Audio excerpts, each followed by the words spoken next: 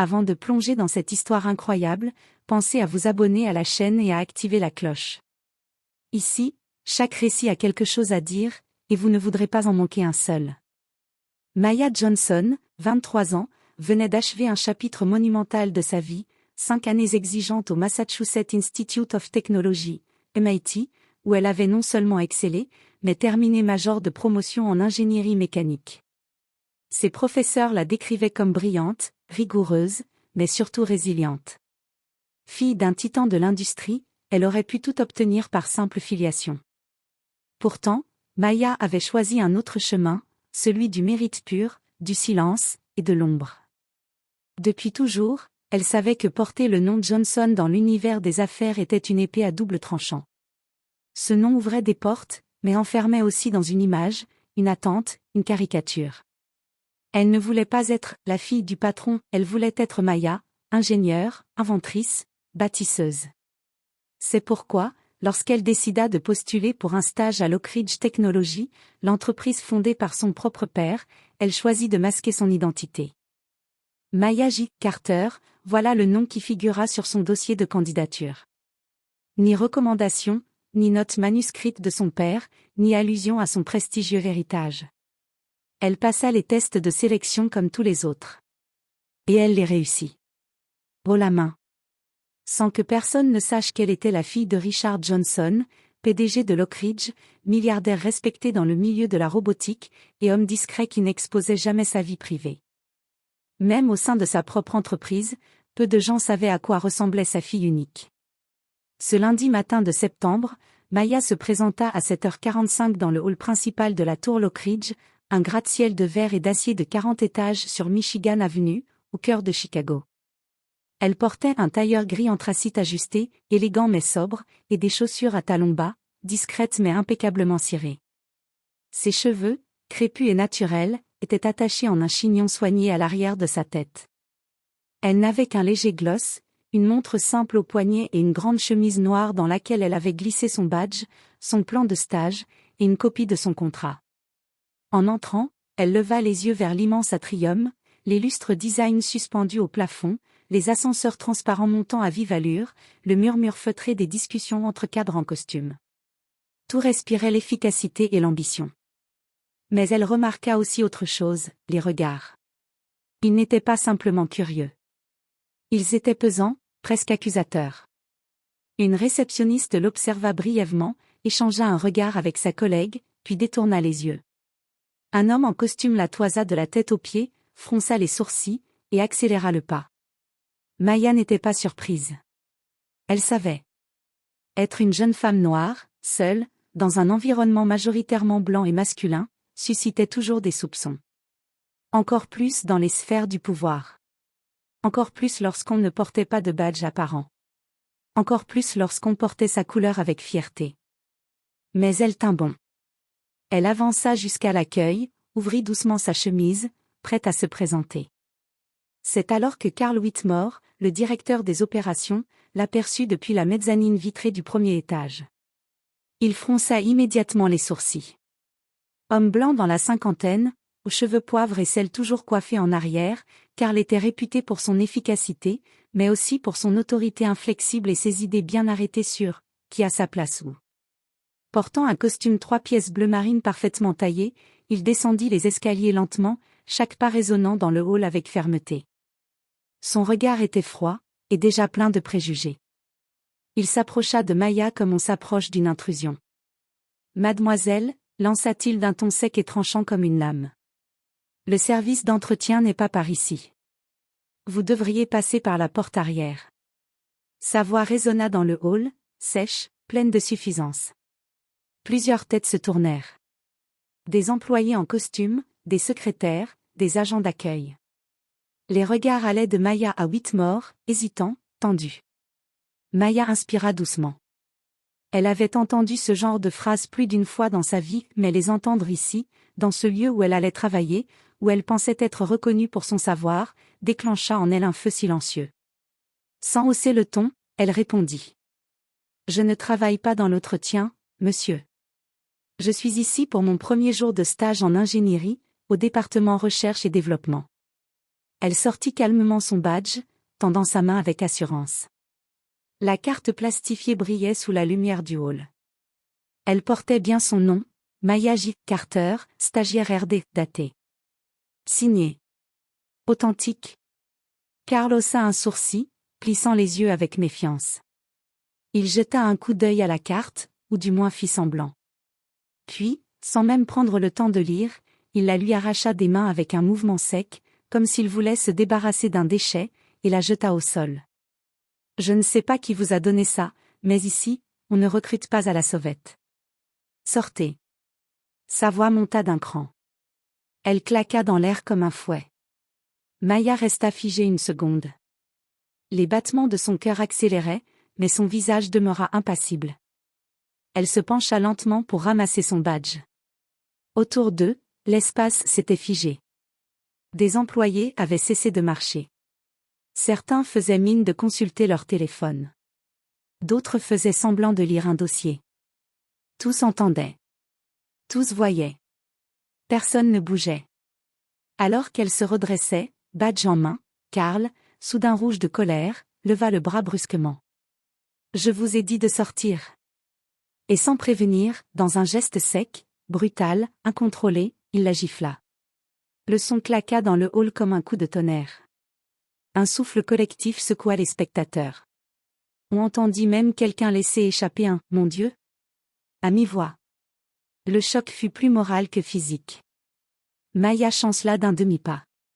Sa joue picotait. Elle porta lentement sa main à sa peau. Ses doigts tremblaient, mais elle tenait debout. Elle redressa la tête. Elle n'allait pas pleurer. Pas ici. Pas maintenant. Pas devant lui. Son regard croisa celui de Whitmore. Un regard profond, intense, chargé d'une dignité qu'il ne pouvait ni comprendre ni briser. « Vous venez de faire une terrible erreur, » dit-elle d'une voix basse, calme, mais glaciale. Whitmore ricana, nerveusement, comme pour masquer son trouble. Il secoua la tête, croisant les bras, croyant encore maîtriser la situation. « Oh vraiment ? Une erreur ? Vous allez porter plainte ? Bonne chance, mademoiselle Carter. Vous n'avez aucune idée de l'endroit où vous êtes tombée. Ici, c'est le monde réel. Pas vos jolis petits idéaux d'université. » Il s'éloigna d'un pas, sûr de lui, comme si l'affaire était réglée. Comme si cette gifle, publique, humiliante, allait disparaître dans les couloirs de la peur et du silence. Mais ce qu'il ignorait encore, c'est que chaque mot, chaque geste, chaque souffle de cette scène venait d'être capté par les caméras de sécurité, par 2 téléphones portables discrètement levés, et par une présence invisible qui changeait tout. Le père de Maya, Richard Johnson, venait d'entrer dans le hall, et il avait tout entendu.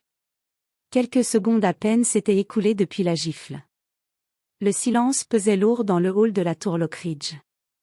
Les regards étaient figés sur Maya, qui, immobile, tenait toujours son badge serré dans la main. Son souffle était calme, maîtrisé, mais ses yeux brillaient d'une lueur de défi. Soudain, le bruit familier des ascenseurs retentit, comme une symphonie annonçant un changement décisif. Les portes coulissèrent lentement, et 3 agents de sécurité, en uniforme sombre, s'écartèrent prestement pour laisser passer un homme qui imposait par sa stature et sa présence. Richard Johnson apparut. Grand, élégant dans un costume noir parfaitement taillé, les cheveux poivre et cils impeccablement coiffés, il avançait avec une assurance tranquille. Son visage, marqué par les années mais empreint de sérénité, dominait la foule d'employés qui, à l'instant, se redressèrent comme un seul homme. Même Carl Whitmore, jusque-là si sûr de lui, pâlit. Sa mâchoire se contracta, ses yeux trahissant une peur soudaine. « Monsieur le PDG » murmura une voix, presque comme un souffle. Richard ne répondit pas. Son regard s'attarda un bref instant sur Whitmore, avant de se poser avec douceur mais fermeté sur Maya. Il s'avança vers elle, pas à pas, comme pour la protéger, et pourtant sans perdre une once de son autorité. « Maya » murmura-t-il, sa voix vibrante d'une émotion contenue. « Qu'est-ce qui s'est passé ?» Maya, droite, fière, sans aucune larme, répondit d'un simple signe de tête vers Whitmore. Avant que Maya ne puisse dire un mot, Whitmore prit la parole, tentant de reprendre le contrôle de la situation. Cette femme s'est introduite sans autorisation dans les locaux. J'ai dû intervenir fermement pour la faire sortir. Elle prétendait faire partie du programme RD. Bien sûr, c'est totalement faux. Richard se tourna lentement vers lui, un calme presque glacial dans les yeux. Faux, hein? Sans un mot, il s'approcha de Maya et prit délicatement la carte d'accès qu'elle avait ramassée. Il l'examina sous tous les angles, ses doigts effleurant le plastique. Puis, avec un geste théâtral, il leva la carte bien haut pour que tous puissent la voir. Cette carte a été générée personnellement par mon bureau. Le silence tomba comme une chape de plomb. Puis, avec une voix douce mais tranchante comme une lame, il ajouta. Et pour votre information, Monsieur Whitmore, cette jeune femme est ma fille. Un éclair traversa le visage de Karl. La pâleur devint livide. Votre fille, balbutia-t-il, la voix pleine de confusion et de peur. Mais, elle a utilisé un faux nom, je ne pouvais pas savoir. Richard le fixa droit dans les yeux, le silence s'allongeant. Vous n'aviez pas besoin de savoir. Vous aviez juste besoin de faire preuve de respect. Chose que vous avez échoué à faire. Et vous avez levé la main sur elle. Le hall était figé. Tous les employés écoutaient, suspendus à chaque mot. Plusieurs prenaient discrètement leur téléphone pour filmer, enregistrer, garder trace de cet instant historique. Richard se tourna vers un agent de sécurité près des caméras. Récupérez l'enregistrement. Immédiatement. Puis, son regard dur revint vers Karl. Vous êtes suspendu avec effet immédiat. Vos agissements relèvent du racisme, de la violence physique en milieu professionnel, et de l'abus de pouvoir. Karl tenta de protester, d'excuser son geste. Je ne savais pas. Je suis désolé. Mais Richard secoua lentement la tête, implacable. Vous êtes désolé d'avoir été vu. Pas d'avoir agi ainsi. Puis il posa une main douce et réconfortante sur l'épaule de Maya. Allons, ma fille. Tu n'as rien à prouver à personne. Maya croisa le regard de son père, un mélange d'amour et de fierté silencieuse. Ce moment scella non seulement sa dignité retrouvée, mais aussi le commencement d'un combat pour la justice dans les murs mêmes de l'entreprise familiale. Le lendemain matin, alors que le soleil se levait sur Chicago, un phénomène inattendu secoua la toile. La vidéo de la gifle, suivie de la révélation choc de l'identité de Maya, avait été partagée sur plusieurs réseaux sociaux par des témoins anonymes et des employés solidaires. En l'espace de quelques heures, la séquence faisait le tour du monde. Le hashtag Maya Johnson explosait sur Twitter, Instagram, TikTok et Facebook. Des milliers d'internautes, de simples citoyens, des influenceurs, des journalistes condamnaient unanimement le geste de Karl Whitmore. Les commentaires dénonçaient le racisme systémique, la brutalité cachée sous le vernis de la réussite, l'hypocrisie d'entreprises qui brandissent fièrement la bannière de la diversité, sans jamais la respecter vraiment. Des messages poignants affluaient.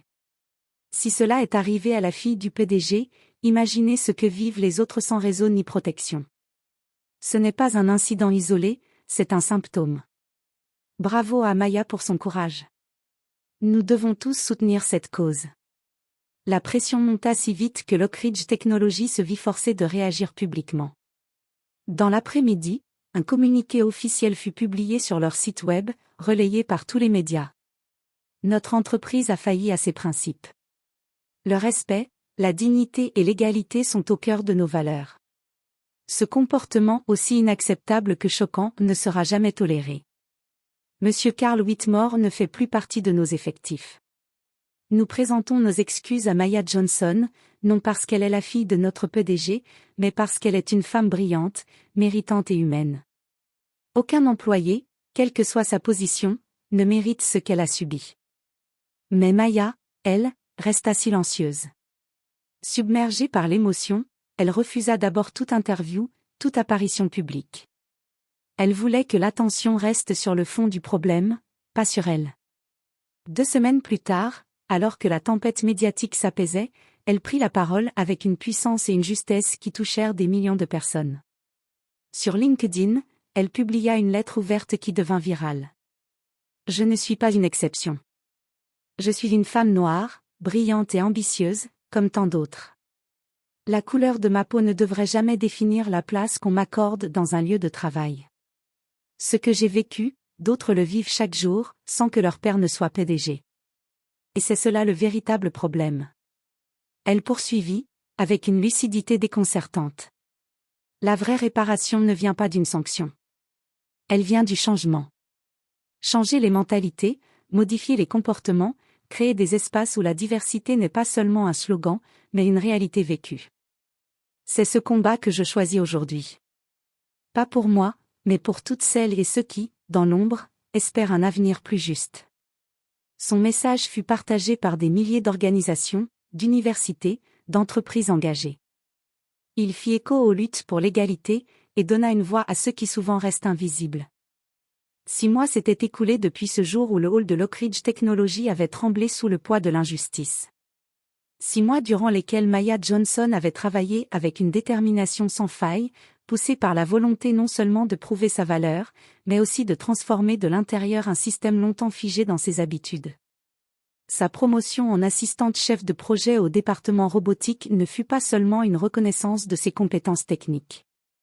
Ce fut un signal clair, une victoire symbolique pour tous ceux qui, comme elle, avaient trop souvent dû se battre contre des préjugés invisibles et tenaces. Mais Maya ne se contenta pas de sa nouvelle fonction. Avec le soutien indéfectible de son père, Richard Johnson, elle prit l'initiative de créer plusieurs programmes innovants et ambitieux.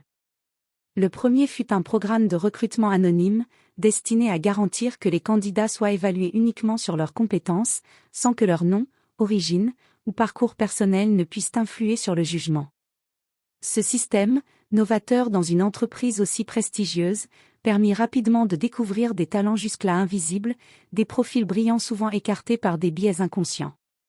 En parallèle, Maya lança un comité interne de lutte contre les discriminations, composé de collaborateurs volontaires issus de tous les départements, tous engagés pour une culture d'entreprise plus inclusive et respectueuse.